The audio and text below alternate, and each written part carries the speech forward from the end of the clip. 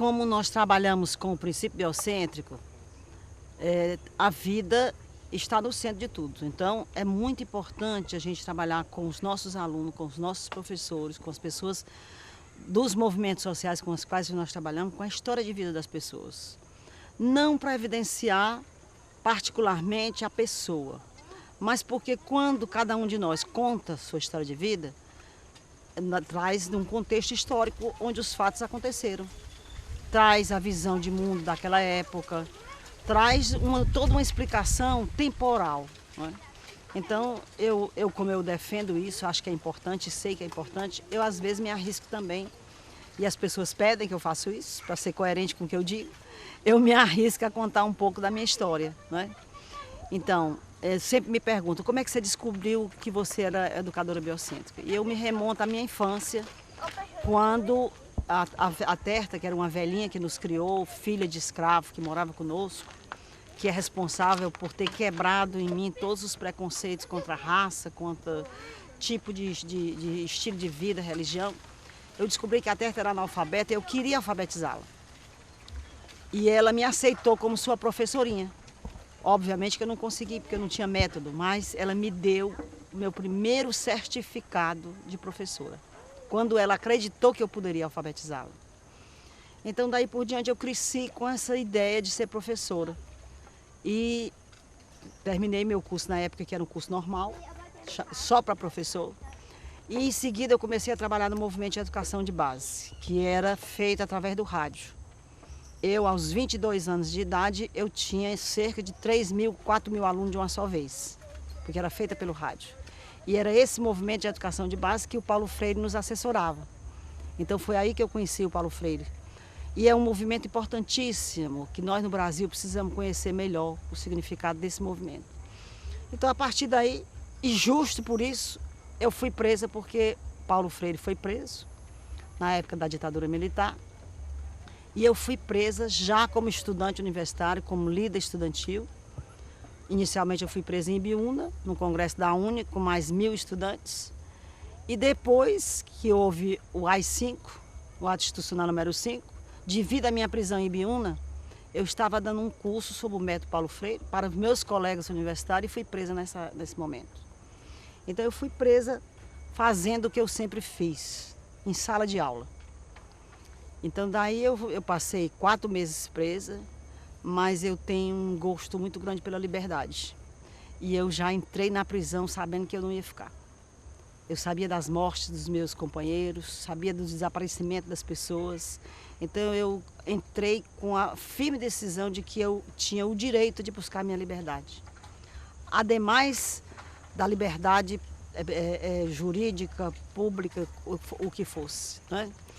Não ia esperar pelo judiciário. E aí eu programei nesses 4 meses a minha forma de sair. Como na época não tinha prisão preventiva para mulheres, porque o golpe não se preparou para isso, ainda não estava preparado para isso, eu fui presa no hospital, o que facilitou o meu projeto de fuga. Então, 4 meses depois eu fugi da prisão e aí me tornei uma pessoa perigosíssima.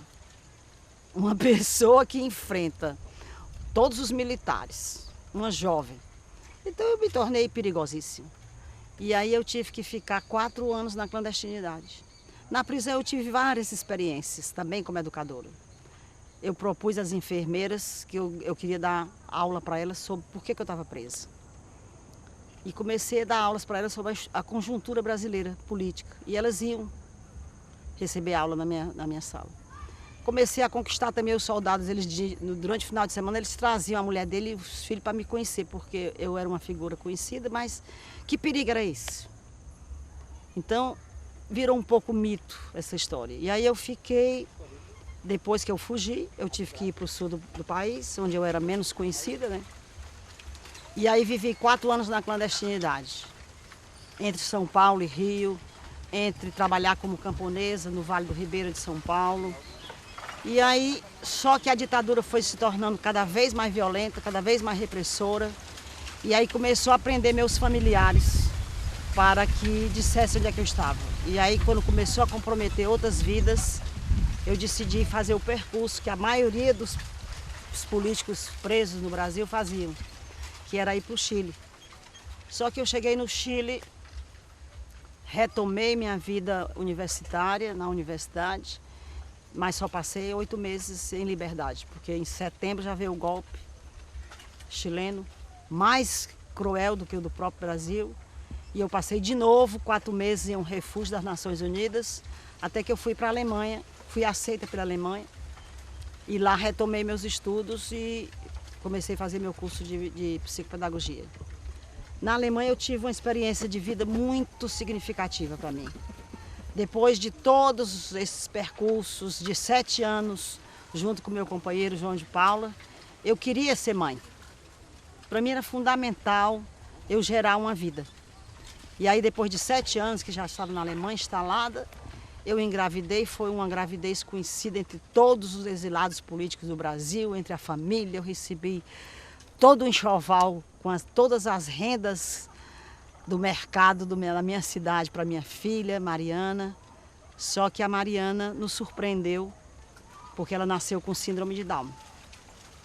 Então o nascimento da Mariana reverteu de novo a minha vida. E eu decidi entrar na minha profissão, não mais só como educadora só, mas como me especializando em educação para pessoas com deficiência. E aí comecei a educação inclusiva.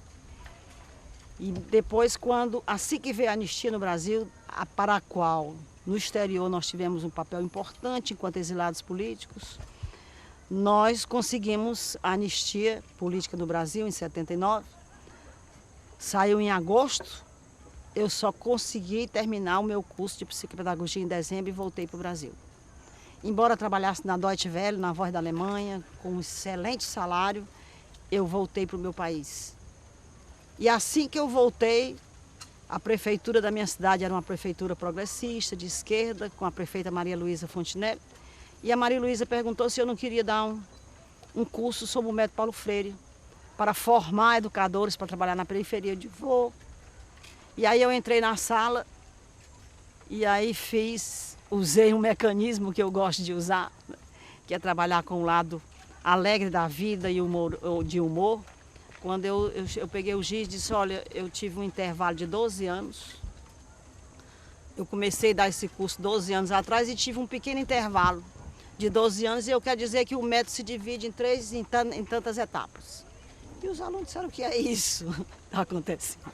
Eu fui presa dando um curso sobre o método Paulo Freire e assim que pisei na minha terra, eu retomei a aula que tinha sido interrompida com a mesma proposta freiriana, com o mesmo conceito que eu tinha de preparar pessoas para tirar as pessoas dessa escuridão do analfabetismo.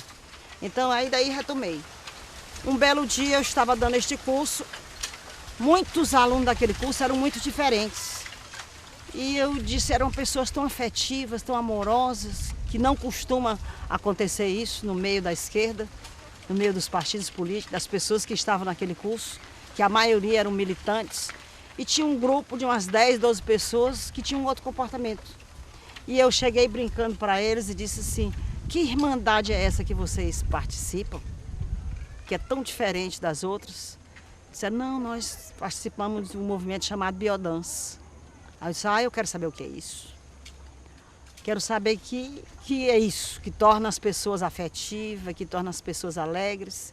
Sério, nós viemos aqui porque o nosso professor de biodança disse que a proposta freiriana tem muito a ver com a proposta de Rolando Touro. Quem é o professor de vocês? É o professor César Wagner. E eu disse, eu gostaria de conhecer esse professor para a gente trocar ideias. No outro dia veio o professor. Eu tomei um susto com aquele professor, porque eu imaginava que era um senhor, e não, era um belo rapaz, muito centrado, que naquele momento não tinha podido vir porque ele estava com problema, fazendo um tratamento no olho, mas ele, a despeito da recomendação médica de ficar em casa, ele resolveu vir para o curso e fez o curso inteiro. E dessa aula depois nós geramos uma relação que hoje temos 2 filhos juntos, já vivemos vidas por caminhos diferentes, mas construímos muito juntos o que nós chamamos dessa comunidade biocêntrica, que é a biodança e que é a educação biocêntrica.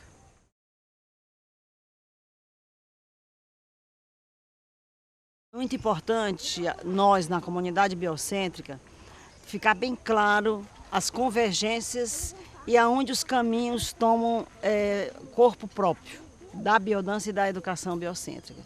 Então, na biodança, nós temos um grupo estruturado, embora tenha uma concepção, toda uma concepção de estilo de vida, mas metodologicamente ela tem um grupo que precisa ser estruturado. Muito embora se possa trabalhar também em organização e em outros espaços, mas em se tratando de educação, todos os espaços sociais são espaços de aprendizagem e desenvolvimento. Então, isso pressupõe uma metodologia para esses espaços mais abertos, esses espaços de aprendizagem mais abertos, que é o que ocorre com a educação biocêntrica. Então, nós tomamos a biodança como mediadora, porque nós usamos conceitualmente o seu modelo teórico, mas não só isso, e outros conceitos de educação e outros conceitos epistemológicos. Usamos parte de seus exercícios, do elenco de exercícios que nós temos, de músicas e forma desses exercícios, mas também usamos outras abordagens afins que não são contraditórias com a biodança. Então, essa diferença é muito importante. Inclusive, a partir da linha da criatividade, na educação biocêntrica, nós temos mais permissividade. E aí eu me lembro do Paulo Freire, quando ele dizia que ele não queria discípulos, ele não queria reprodutores, ele queria recriadores. E com essa permissão dele, nós recriamos muitas coisas. Recriamos o Círculo de Cultura, por exemplo. E também fazemos isso na educação biocêntrica. Nós recriamos algumas situações da própria biodança para trazer, não adaptar, mas se adequar à necessidade de cada grupo que nós trabalhamos. Então, por exemplo, nós temos uma experiência hoje no Brasil, é uma experiência de uma dimensão continental, do ponto de vista de espaço, porque abrangemos quase todo o país, e do ponto de vista também de quantidade de pessoas que nós alcançamos, que é, por exemplo, a Ação Griot. A Ação Griot, ela tem a sua própria pedagogia, que é a pedagogia Griot. Nós trabalhamos em quase 200 pontos de cultura.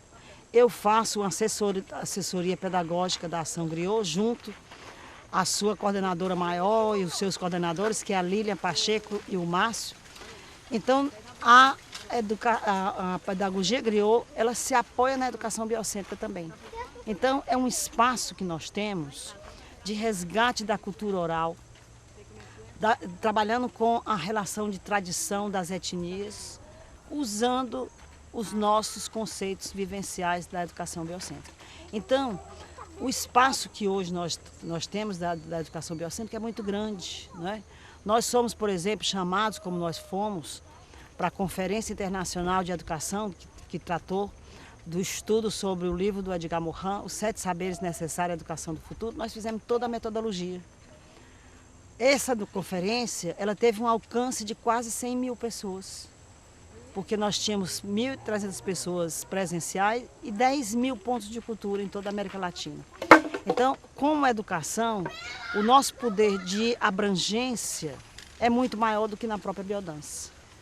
Então, isso não significa que um seja mais ou seja menos que o outro. São metodologias, caminhos diferentes para a mesma aplicação de um mesmo princípio criado pelo Rolando Toro, que se chama o princípio biocêntrico. Então, esses caminhos que ambos seguem vão dar no mesmo ponto, que é a celebração da vida, é a valorização da vida, é estabelecer essa grande rede amorosa, essa grande teia amorosa, essa grande rede e roda de comunicação, onde nos damos as mãos para celebrar a vida.